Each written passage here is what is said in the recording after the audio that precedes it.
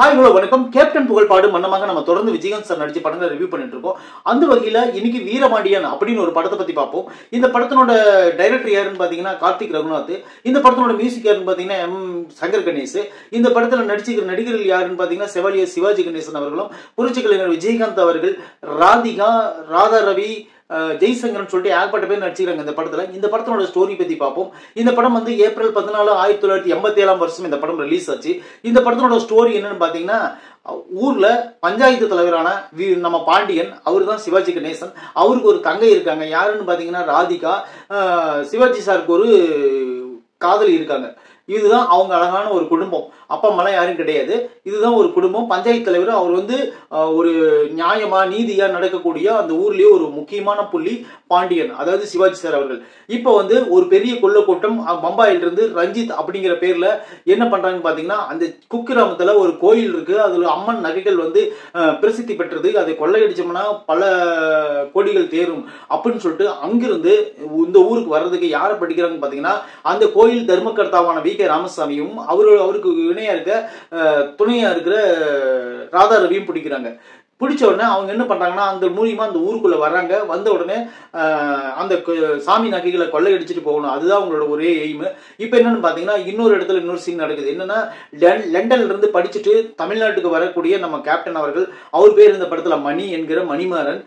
இப்ப என்ன ஆகுதுன்னு பாத்தீங்கன்னா, அவங்க அப்பா வந்து வி.எஸ். ராகவன் அவர்கள். அவர் வந்து என்ன பாத்தீங்கன்னா, அந்த ஊர்ல ஒரு பெரிய மனுஷன், பெரிய ஒரு ஜமீன்தார் மாதிரி இருப்பார் அவரு. இப்ப என்ன ஆகுதுன்னு பாத்தீங்கன்னா, வந்த உடனே இவங்களுக்குள்ள அந்த கோயில் திருட்டு நகைகள் கும்பலுக்கும் சிவாஜி சாருக்கும் ஒரு அடிதடி ஆயிரும். இப்ப என்ன ஆகுதுன்னு பாத்தீங்கன்னா, ராதிகாவை வந்து விஜயகாந்த் சார் விரும்ப ஆரம்பிப்பாரு, லவ் பண்ணி விரும்ப ஆரம்பிப்பாரு. ஆரம்பிச்ச உடனே அதுக்கப்புறம் பாத்தீங்கன்னா வி.எஸ். ராகவனுக்கும் சிவாஜி சாருக்கும் 2 பேருக்கும் ஒரு பரம்பரை பகை இருக்கும். அதனால பொண்ணை என் பையனை கட்டி கொடுக்க மாட்டேன்னு சொல்லிடுவாரு. அப்புறம் என்னன்னு பாத்தீங்கன்னா, அந்த கொள்ளை கும்பல் வந்து அந்த கோயில் இருக்கிற நகைகளை கொள்ளையடிக்கிறதுக்கு ஒரு சுரங்க பாதையை கண்டுபிடிப்பாங்க. இப்ப என்னன்னு பாத்தீங்கன்னா, இந்த படம் வந்து ஒரு பிராக்டிகலா சொல்றேன், உண்மையிலே சூப்பரான படம். அது வந்து ஒரு நல்ல ஒரு 2 கலைஞர்களையும் வச்சு நல்லா அணுவா ரசிச்சு எடுத்துருக்காங்க படத்தை. அதுதான் நான் உண்மையிலே சொல்றேன்.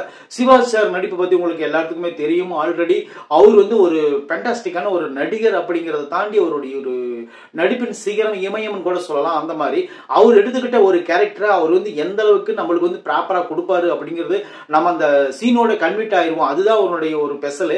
ஏன்னா ஒரு அண்ணனா நடிச்சாருன்னா நம்ம அண்ணா அந்த கேரக்டர் நம்மளாவே மாறிடுவோம். ஒரு அப்பாவா நடிச்சாருன்னா நம்ம அந்த அப்பா கேரக்டருக்கே நம்ம மாறிடுவோம். அந்த மாதிரி ஒரு சூப்பரான ஒரு நடிகர். அவர் வந்து முதல் முறையா விஜயகாந்த் சாரோட இணைஞ்சு நடிக்கும் போது உண்மையிலே 2 பக்கமும் ஒரு இமயமும் இன்னொரு இமயமும் கலந்து நடிச்சா எப்படி இருக்கும், ஒரு ஆக்ஷன் இமயமும் ஒரு எமோஷனல் ஒரு ஹீரோவும் நடிச்சா எப்படி இருக்கும், அந்த மாதிரி தான் படம் இருந்துச்சு. இந்த படத்துல வந்து விஜயகாந்த் சாருக்கு செம ரோல் கொடுத்திருப்பாங்க. மணிமாறன் அப்படிங்கிற ஒரு கேரக்டர்ல சூப்பரா நடிச்சிருப்பாரு விஜயகாந்த் சார். ஃபைட் எல்லாம் அந்த மாதிரி ஜிம்னாஸ்டிக் பண்ணுவாரு, அப்படியே எக்ஸசைஸ் பண்ணுவாரு. அதெல்லாம் உண்மையிலே ரியாலிட்டியா பண்ணுவாரு. ஒரு வெள்ளை குதிரை வச்சிருப்பாரு படத்துல. ராதிகாவை ஓடி ஓடி லவ் பண்ற சீன்ல எல்லாம் உண்மையிலே மனுஷன் பின்னி பெடல் எடுத்துட்டு. இன்னொரு விஷயம் என்னன்னு பாத்தீங்கன்னா, இந்த படத்துல ராதிகா வந்து ஹீரோயின் நடிச்சிருப்பாங்க. அவங்க வந்து சிவாஜியோட தங்கச்சியா நடிச்சிருப்பாங்க. அந்த அளவுக்கு ஒரு சூப்பரான ஒரு காம்போவா இருக்கும். அந்த சீன்லாம் உண்மையிலே நல்லா இருந்துச்சு, எனக்கு ரொம்ப பிடிச்சிருந்துச்சு. அப்புறம் வந்து பாத்தீங்கன்னா, இந்த படத்துல காமெடி அப்படின்னு சொல்லிட்டு பேசலாம் யாரும் கிடையாது. இந்த படத்துல கல்லாப்பட்டி சிங்கரம் தான் ஒரே காமெடியன். அவர் வந்து விஜயகாந்த் சார் கூட வந்து என்னென்ன பண்றாரு அதுதான் இந்த படத்தினுடைய ஒரு காமெடி. வேற பண்ணி இந்த காமெடியெல்லாம் நீங்க எதிர்பார்க்க முடியாது. ஆனா விஜயகாந்த் சாருக்கும் சிவாஜி சாருக்கும் நடக்கக்கூடிய அந்த டிராஜடி டிராமாவை உருவாக்குறது யாருன்னு பாத்தீங்கன்னா வி.கே. ராமசாமி அண்ட் ராதா ரவி தான். ஒரு படி எக்ஸ்ட்ரா போய் ராதா ரவி வந்து விஜயகாந்த் சார் அப்பாவையே கொலை பண்ணிடுவாரு. அந்த அளவுக்கு ஒரு கொடூரமான வில்லன் நடிச்சிருப்பாரு. இந்த படத்துல வந்து வில்லன்கள் மட்டும் மொத்தம் 3-4 பேர் இருப்பாங்க. அந்த 4 பேரையும் துவம்சம் பண்றதுக்குள்ள போதும் ஆயிரம் 2 பேர்த்துக்கும். அந்த அளவுக்கு ஒரு சூப்பரான ஒரு ஃபைட் சீன் ஆகட்டும், அந்த எமோஷனல் சீன் ஆகட்டும், தன்னுடைய தங்கச்சியோட வாழ்க்கை பறிப்போயிடக்கூடாது அப்படின்னு அண்ணன் எடுக்கிற அந்த முடிவு, அந்த தீர்க்கமான முடிவாகட்டும், கிளைமேக்ஸ்ல வந்து அந்த சிவாஜி சாருக்கு ஒரு ட்விஸ்ட் வைப்பாங்க 2 பேருக்கு 3 பேர் சேர்ந்துட்டு. அது உண்மையிலே வேற லெவல் இருந்துச்சு. படத்தை பாத்தீங்கன்னா கண்டிப்பா நீங்க அந்த சீன்லாம் ரொம்ப என்ஜாய் பண்ணி பாப்பீங்க. அந்த மாதிரி ஒரு சீனா இருந்துச்சு. அந்த படத்தின் பாடல்கள் எல்லாம் சூப்பராகவே இருந்துச்சு. என்ன ஒரே ஒரு குறை, விஜயகாந்த் சார் சிவாஜி சாருக்கு ஒரு பாட்டு வச்சிருந்திருக்கலாம். அதை மட்டும் கொஞ்சம் மிஸ் பண்ணிட்டாங்க. வேற ஒன்றும் கிடையாது. சங்கர் கணேஷ் மியூசிக்ல உண்மையிலே தரமா இருந்துச்சு எல்லா பாடல்களும். இன்னொரு சீன் பாத்தீங்கன்னா, கார்த்திக் ரகுநாத் அவர் இதுக்கு முன்னாடி என்ன படம் எடுத்திருக்காரு எனக்கு தெரியாது. ஆனா இதுதான் இந்த படத்தை வந்து செதுக்கி இருக்காரு மனுஷன். வீரபாண்டியன் அப்படிங்கிற படம் வந்து விஜயகாந்த் சார் வந்து இது 68வது படம் அப்படின்னு நினைக்கிறேன். ஆனா இந்த படத்தினுடைய ஸ்டோரி ஒரு கிராமத்துக்குள்ள நடக்கிற மாதிரி தான் இருக்கும். ஆனா முக்கியமான ஒரு நபரை நான் விட்டுட்டேன் பாருங்களேன். இவ்வளவு நேரம் பேசிட்டு இருந்து விஜயகாந்த் சாரா கூட ஆரம்ப காலகட்டத்தில இருந்தே இந்த படம் வரைக்குமே இதுக்கு மேலன்னு இருக்கும். இந்த படம் வரைக்குமே அவர் கை கொடுத்து தூக்கி விட்டது யாருன்னு பாத்தீங்கன்னா ஜெய்சங்கர். முக்கியமான கேரக்டர் அவரு. மக்கள் கலைஞர் ஜெய்சங்கர் அவரும் இந்த படத்தில் இருக்காரு. உண்மையிலே அவர் கேரக்டர் வந்து ஒரு போலீஸ் கேரக்டர். அவர் வந்து ஒரு கான்ஸ்டபிளா மாறி மாறு வேஷத்துல போஸ்ட்மேனா மாறி மாறு வேஷத்துல போய் எல்லா கும்பலையும் கண்டுபிடிக்கிற ஒரு கேரக்டர். ஆனா ஒரே ஒரு விஷயம் மட்டும், இந்த படத்துல என்ன எங்க நடந்தாலும் ஆப்போசிட் கேரக்டர் வந்து கரெக்டா இந்த கேரக்டர் கிட்ட வந்து அந்த விஷயத்த சொல்லிடும். இந்த படம் முழுசும் இந்த காட்சி இருக்கும். இப்போ பாத்தீங்கன்னா ஒரு விஷயம் நடக்க போகுதுன்னா, இந்த ஒரு கேரக்டருக்கு ஒரு விஷயம் நடக்க போகுதுன்னா இன்னொரு கேரக்டருக்கு அது தெரியும். அந்த கேரக்டருக்கு தெரியாம இந்த கேரக்டர் வந்து சொல்லிடும். உங்களுக்கு வந்து படம் பார்க்கும்போது இந்த என்ன கேரக்டர் உங்களுக்கே புரியும். இந்த படத்தினுடைய இன்னொரு முக்கியமான நடிகரை சொல்ல மறந்துட்டேன். நடிகைய யாருன்னு பாத்தீங்கன்னா அனுராதா இந்த படத்துல வந்து சூப்பரா நடிச்சிருப்பாங்க. சுமித்ரா இருக்காங்க. அனுராதா வந்து விஜயகாந்த் சார் படங்களை தொடர்ந்து நடிச்சிட்டு இருந்தாங்க. இந்த படத்துல ஒரு கிளாமர் ரோல் நடிச்சிருக்காங்க. அவங்களுக்கு கூட ஒரு 2 பாட்டு இருக்கு, கிளாமர் சாங்ஸ். அது போல இந்த படத்துல ஒரு பாடல் எக்ஸ்ட்ரா எடுத்துட்டாங்க. கிளாமர் சாங் ஒண்ணு விஜயகாந்த் சாருக்கும் ராதிகா மேம்க்கும் ஒரு சாங் எடுத்துட்டாங்க. எடுத்ததுக்கு அப்புறம் அந்த சாங் எங்க வைக்கிறதுன்னு தெரியாம இப்ப என்ன பண்ணாங்கன்னு பாத்தீங்கன்னா, அந்த சாங் வந்து கிளைமேக்ஸ்க்கு முன்னாடி, அதாவது விஜயகாந்த் சார் அவங்க அப்பா இறந்துருவாரு வி.எஸ். ராகவன். ஆனா அந்த துக்கத்தை கூட மறந்துட்டு ராதிகா கூட ஒரு டூயட் பாடிட்டு இருப்பாரு.